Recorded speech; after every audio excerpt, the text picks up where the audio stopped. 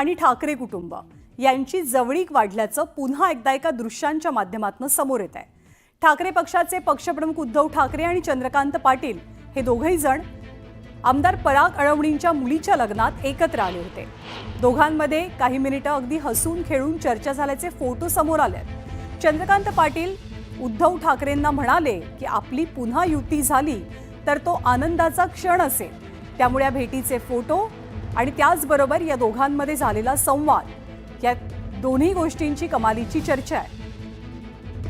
निमित्त होता पराग अळवणी यांच्या मुलीच्या लग्नाचं आणि याच लग्नादरम्यान चंद्रकांत पाटील उद्धव ठाकरे एकत्र आले। अगदी हसत खेळत दोघांनी गप्पा मारल्या आणि चंद्रकांत दादांचं वक्तव्य महत्त्वाचं मानलं जात आहे। ते उद्धव ठाकरेंना म्हणाले की आपली पुन्हा युती झाली तर तो क्षण नक्कीच आनंदाचा असेल। उदय जाधव आपल्याला अधिक माहिती देतील। उदय हे फोटो सूचित काय करतात?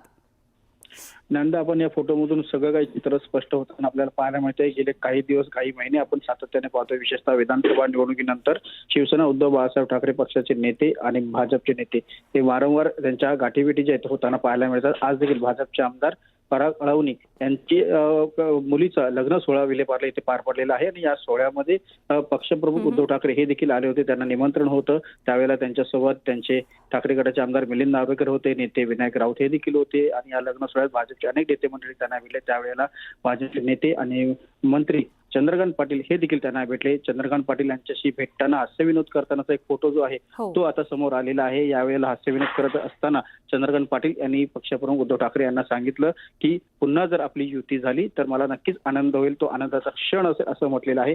त्याच वेळेला पक्षप्रमुख उद्धव ठाकरे यांनी देखील त्यांना हसत खेळत त्यांना एक प्रकारे दुजोरा जो आहे तो दिलेला आहे। त्यामुळे एकूणच हे सूचक जे आहे ते दिसून येत आहे की पुन्हा एकदा भाजप आणि शिवसेना उद्धव बाळासाहेब ठाकरे पक्ष हे एकत्र येतील आणि एकत्र आल्यानंतर एकत्र सरकारमध्ये बसणार का, हे आता उत्सुकतेचं ठरलेलं आहे। उद्या गेल्या काही दिवसांपासून आपण पाहतोय वेगवेगळ्या गाठीभेटी असोत किंवा असे काही फोटोज असोत की अवघडले पण भाजपमधलं आणि ठाकरेंमधलं कुठेतरी हळूहळू दूर होत आहे, तर राजकीय अर्थ काय काढला जातोय यामधनं?